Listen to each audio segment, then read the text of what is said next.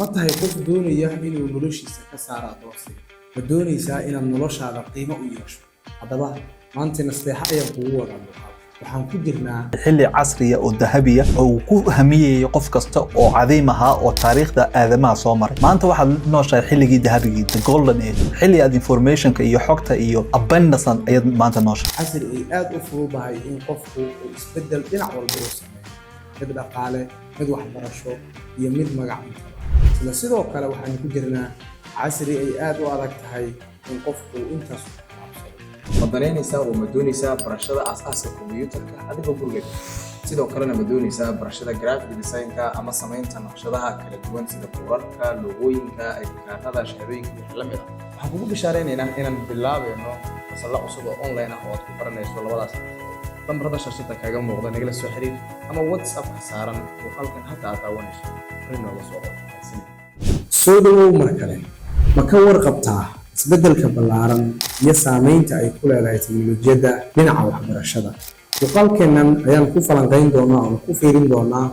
qodobo dhowr ah anagoo markaasi isbarbar dhigi doona qarniyo ka hor waxbarashada qaabkii loo baran jiray iyo maantay oo aan ku jirno digital age ama casriga teknolojiyadda xilliyadii hore waxbarashadu waxay ahayd qaab weji ka weji ah oo qofku si uu wax u barto wuxuu ku qasbanaa in uu safar dheer u galo in uu qarash bixiyo transportation ay ka baxdo in uu gaari raaco xataa haddii uusan gaari helaynin in uu lugeeyo in uu waqti badan wadada ku sii lumiyo in uu fadhiisto macallin hortiisa iskuul ayaa wax lagu baran jiray sidoo kale ka hor iskuulaadka iyo goobaha waxbarashada la isugu imaado intaan la dhisin waxaa wax lagu baran jiray geed hoostiisa afar qodob ayaan rabaa in aan ka fiiriyo oon isleeyahay aad ay muhiim u yihiin afartan qodob oo aan rabo inaan muuqaalkan kugu sheego waa qodobo ay transformation aad u ballaaran ku imaaday markii teknolojiyadan ay kusoo biirtay adduunka gaar ahaan casrigan hadda aan ku jirno oo maalinba maalinta ka dambeysa ay teknolojiyadu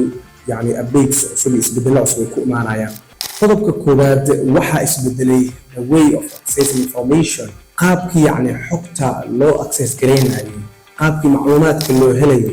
qaabkii ardaygu uu u ogaanayay macluumaadka uu rabo keliya inaad xog ogaato maanta waxaa kaa xigtaa in aad taleefankaaga la soo baxdo internetka aad ku xiranto kadibna google searchka aad tagto halkaasi aad ku qorto macluumaadkii warbixintaad u baahneed tusaale maantay waxaa jira ChatGPT haddii maantay ardayga exercise loo diro ama assignment loo diro ama homework loo diro maanta teknolojiyadda ardayda waxay ka saacidaysaa in aad homeworkgaagii ama quiskii lagu soo dhibay aad automatically aad copy paste ku dhex leedahay yani ChatGPT sidaasna aad jawaabihii aad ku helayso qodobka labaad waa personalized learning personalized learningka waa in qofku uu wax isbaro isagoo gurigiisa jooga isagoo meel aadin keliya inuu kombiyuutarkiisa internetka uu ku xirmo halka oo markaas wax ka barto maanta waxaan ku jirnaa waqti ay aad u fududahay in aad PhD holder diyaariso professional certificates aad diyaariso adigoo dhex fadhiyo gurigaaga buushka ah oo biyaha xataa kugu soo daydaya haddii aad go'aansato ama aad fahamto faa'iido maanta teknolojiyadda ay leedahay waxaad arki kartaa inaad ka faa'iidaysan karto ood xirfado aad ku baran karto haddii aad doonaysid in aad barato xirfadda graphic designka iyo video editingka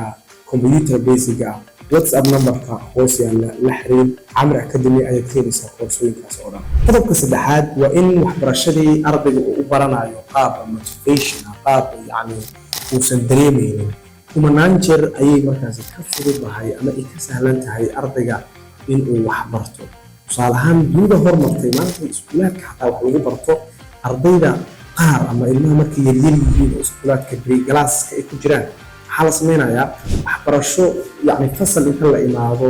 la caburiyo lama aamusina iyagoo ciyaaraya iyagoo loo sheekeynayo ayaa la baraya oo dantii laga lahaa halkaasi laga gaaraya marka casri waxaynu soo galnay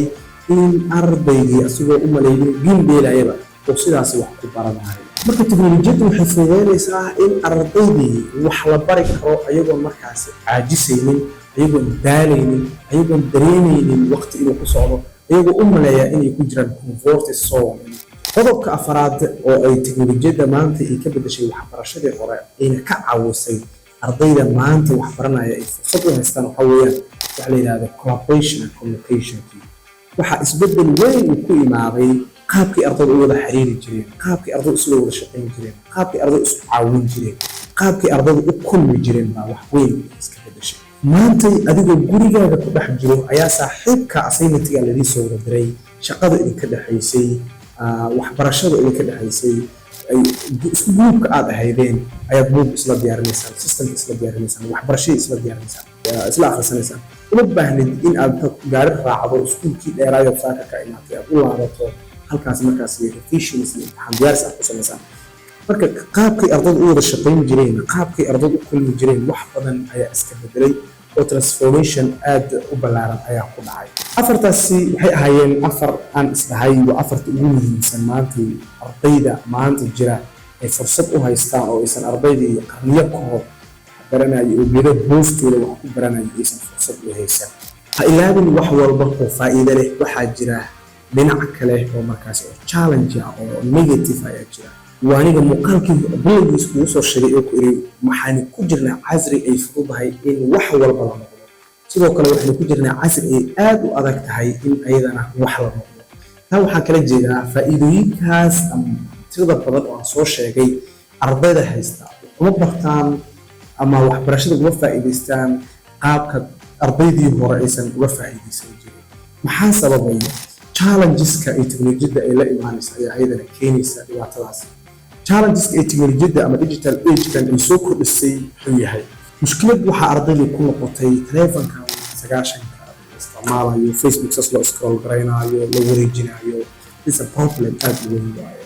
oo screen timekii ardayga ama waqtigii taleefanka uu isticmaalayay ayaa saa'id u badanaya.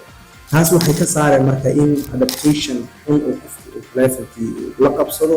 dhanka negative-kaana markaas uu kala qabsado, taasina ay mustaqbalka u suuragelin wayso inuu dhanka positive xabad uga faa'iidaysto oo digital age-kan uu zero ka ahaado. ugu dambeyntii teknolojiyadda maanta waxay fursad inoo siinaysaa in aan wax badan aan iska beddelno. aniga sideedoo kale haddii aad tahay qof dhallinyaro amaba aad rabtid in aad mustaqbalkaaga wax ka beddesho, wala tali lahaa maanta fursad ayaa haysataa. 2024 way sii dhammaanaysaa, 5 months wax ka yar ayaa ka haray. haddii aad doonayso noloshaada inaad beddesho, maanta go-aanka adiga iskale. waxaad ogaataa haddii adiga aadan go-aansanin noloshaada inaad beddesho, jaaniska nolosha ayadaa ku bedeli doonta, nolosha ayadaa go-aankaa gaari doonta.